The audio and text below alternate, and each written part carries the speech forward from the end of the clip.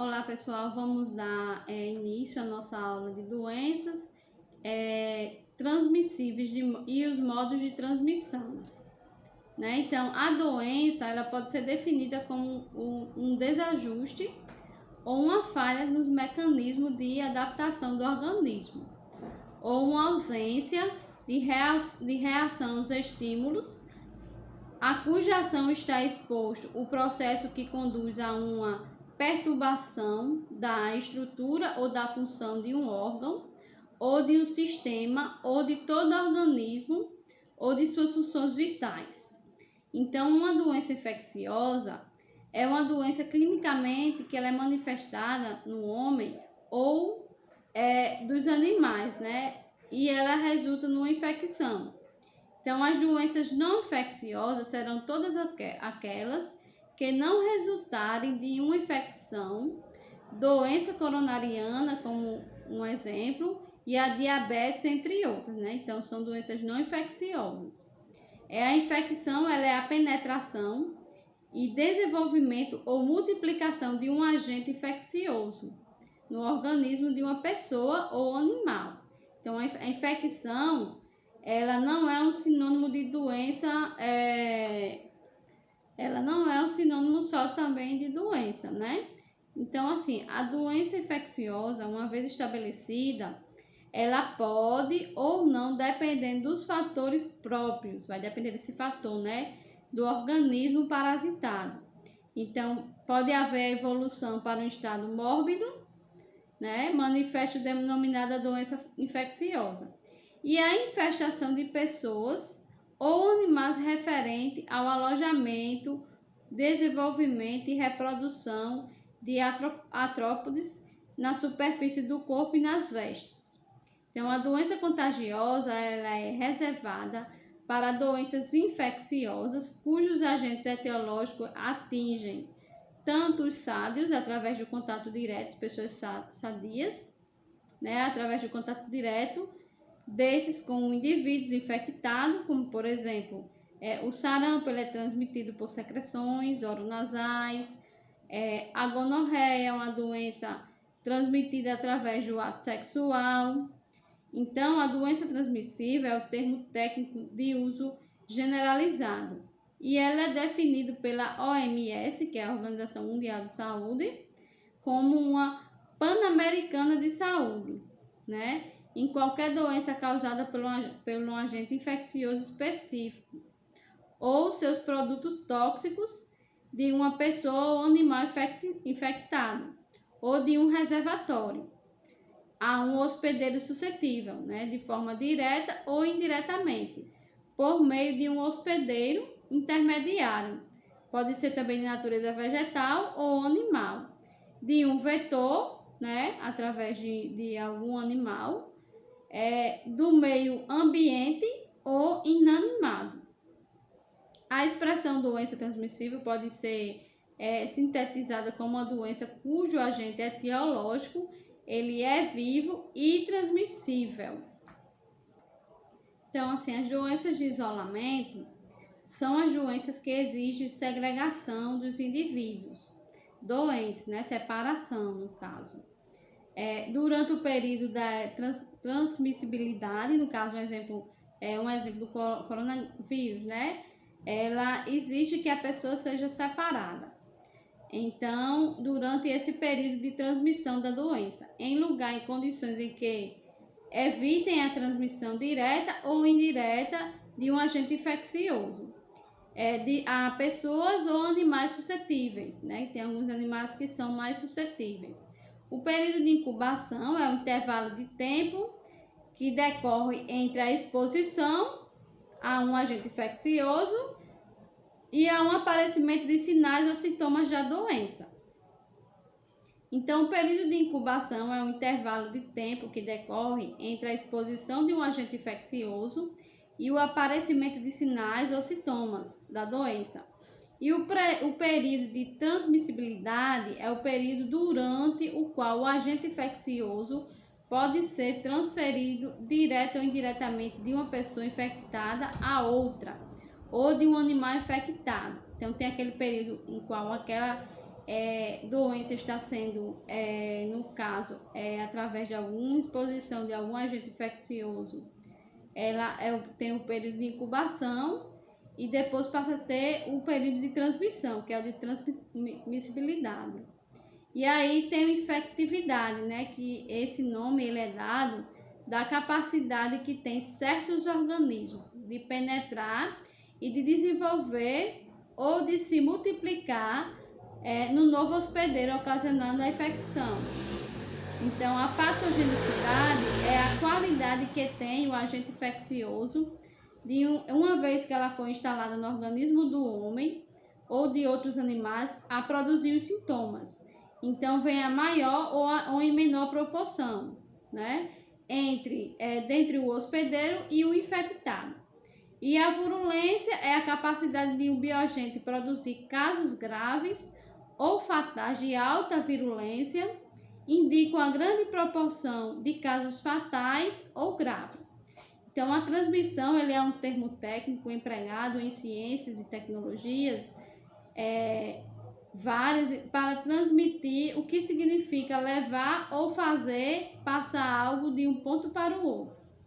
Então, a transmissão de doenças é uma expressão consagrada em pleno uso pela comunidade dos que trabalham em saúde. E esta é a coproduzida com a contribuição de um grande número de fatores intrínsecs e extrínsecos ao indivíduo afetado e não somente pelo agente nele introduzido. Então, a transmissão de agente infeccioso é o processo pelo qual aquele agente infeccioso oriundo de um indivíduo infectado, pessoa ou animal, com a passagem ou não, né? Então, por intermediários vivos ou por objetos, ou material inalado, né? Também pode acontecer, que tem um acesso por meio interno de um novo hospedeiro. Então, nesse próximo slide, a gente vê uma figura, né, que ela é uma representação do esquema geral na transmissão de bioagentes patogênicos. Então, esses bioagentes patogênicos, que são, né, os vírus e as bactérias, a qual pode estar no meio ambiente, então, através de quê? Pode ser, tipo, uma pessoa está infectada com vírus, aí espirrou, né? Ou então a pessoa fez alguma eliminação fisiológica naquele local, ou ele urinou ali também naquele local, né? Então, através dessas vias de eliminação, né, no meio ambiente, pode ser transmitido, né? Na figura está mostrando bem explicativa. Então, tem os bioagentes, que são os vírus e as bactérias, e aí o homem muitas vezes também elimina algumas coisas se ele estiver contaminado, né, através de eliminações fisiológicas, ou espirro, ou alguma secreção. E aí esses bioagentes, ele encontram o reservatório, que é o homem, né, ou alguns animais, ou outros que vivem no meio ambiente. Então, as vias de entradas, ou pode ser também, de repente, através de uma seringa, né? Contaminar a pessoa através de repente, a pessoa é contaminada ali, fura o dedo, né? Com a seringa que alguém já utilizou, ou através do alimento, da alimentação, da verdura que não foi bem lavada ali, da água que que tem que ser saneada e ter aquele todo tratamento. E as vias de entrada são a mucosa, muitas vezes, né, desses vírus, que são o olho, a boca, o nariz e o ouvido, né? E aí, através das mãos, né, essas vias da mucosa podem ser contaminadas, como o olho, boca e ouvido. E é por isso que agora, com esse novo coronavírus, a utilização da máscara não é só por você de repente ter um contato com alguém que esteja contaminado e você de repente transmite através, né, de gotículas. Não só isso, mas também você teve contato em alguma superfície a qual aquela pessoa teve, você pegar aquela mão e passar na boca, no nariz ou no ouvido. Então, você pode também adquirir, né, o vírus ou a bactéria, e também, como também outros vírus, através da relação sexual. Então, algumas pessoas são mais suscetíveis, né, alguns homens, crianças e animais, e aí adquirem esse vírus. E então, o alastramento de uma doença infecciosa em uma população prossegue por dispersão, né, de bioagentes entre indivíduos suscetíveis, pessoas suscetíveis, né, através de um mecanismo em cadeia, né, ao conjunto encadeado de elos de transmissão de uma dada patologia, que pode ser dado o nome de módulo de transmissão, né. Então, assim, na tabela a seguir, vamos ver os principais veículos de doenças de transmissão. Então, algumas doenças cujos bioagentes são o transportador, no caso, um exemplo. O alimento, né, ele pode transportar a amebíase, né, que é um tipo de parasita, a ascaridíase, a brucelose e a febre tifoide e tianise. Que são também tipos de parasita. Os formintes são candidíase, estafilococcus, infecção, né? Pode ser puerperal, né? O cabeludo e a tinha de unhas. Então, de repente, a água utilizada, que nós utilizamos como fonte de bebida, né, para a nossa hidratação, também pode ser transmitido a amebíase, a cólera, a hepatite a poliomielite, a salmonelose e shigelose, né? E através do ar atmosférico, a cachumba, que é a papeira, né, como algumas pessoas conhecem, a coqueluche, a gripe, a tuberculose, a rubéola, sarampo, varicela. E a transmissão através do sangue pode ser através da transfusão sanguínea, né? Também adquirir a AIDS, né, a sífilis, a doença de Chagas e a hepatite C.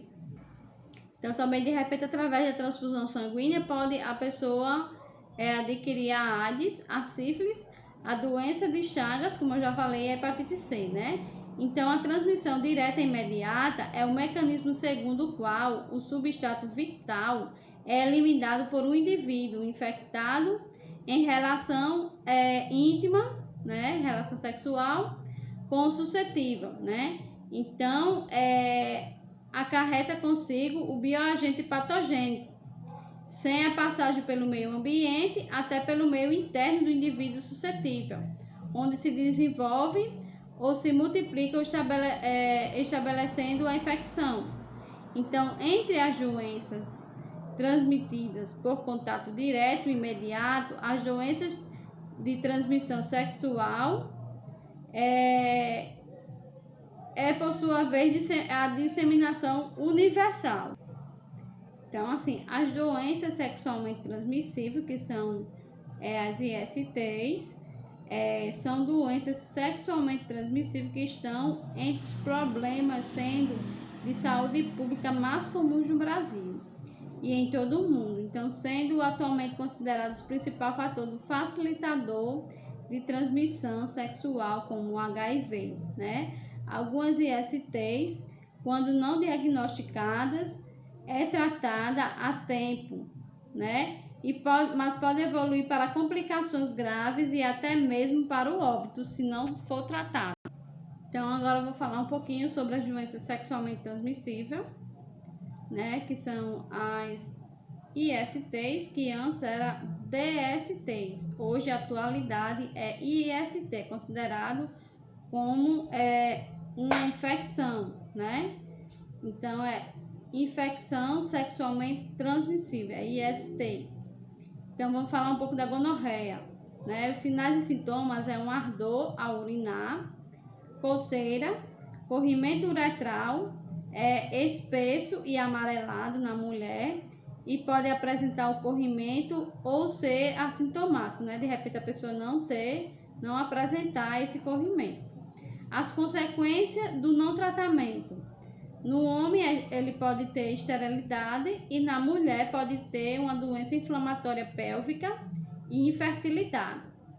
A sífilis, que também é chamada de cancro duro, é uma ferida única e indolor, sem pus, que desaparece em pouco tempo. São lesões avermelhadas na pele também, principalmente na palma das mãos e planta dos pés e do dorso. Na fase tardia, pode evoluir com lesões neurológicas, ósseas, cardiovasculares, caracterizando a neurosífilis.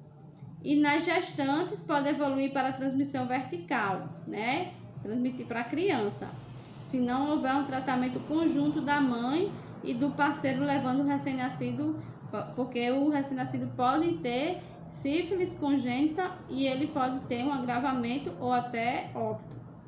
A herpes simples genital, né? Então é um ardor, coceira, dor, bolhas e depois feridas. É a infecção do sistema nervoso, como nas meninges, encefalite.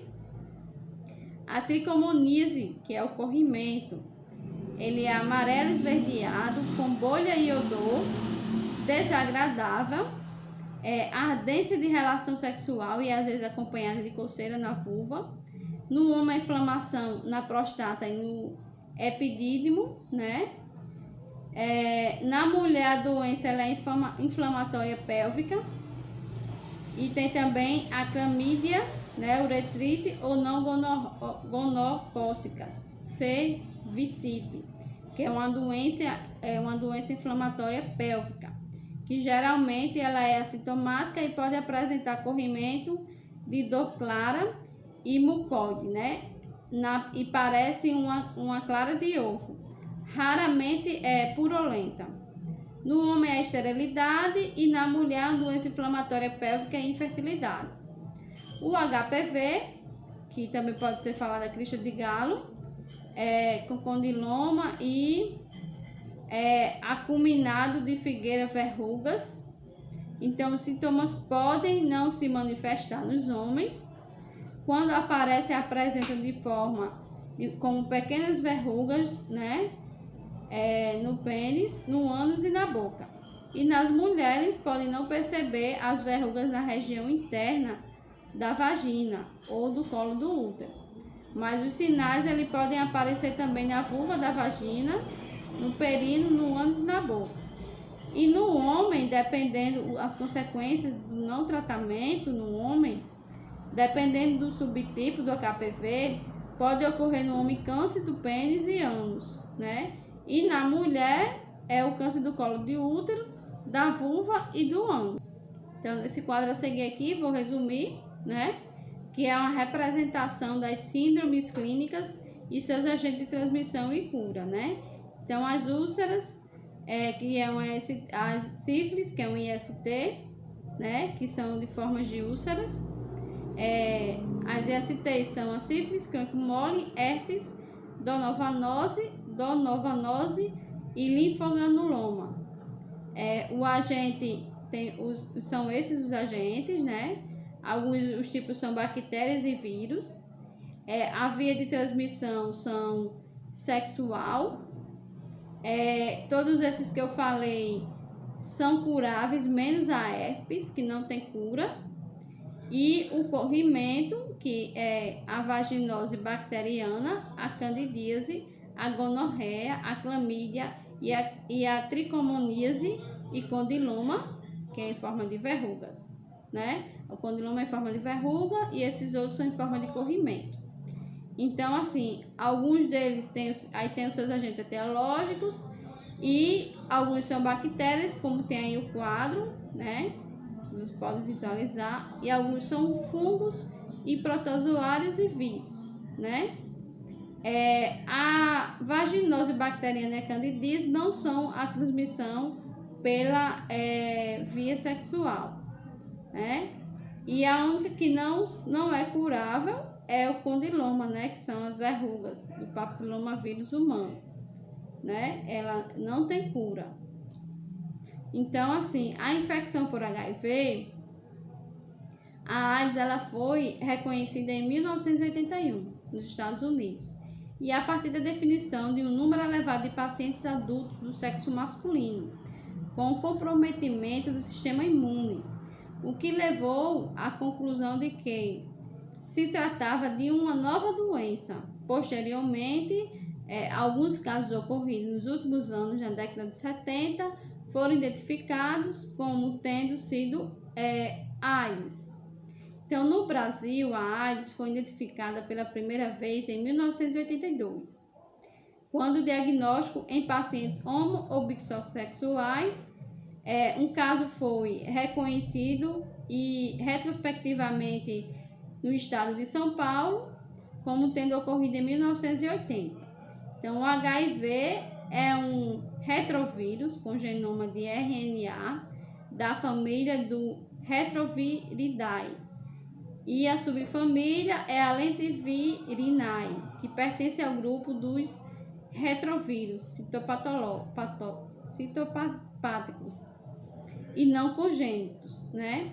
Então, o HIV, ele utiliza para se multiplicar-se uma enzima denominada de transcriptase reserva, né?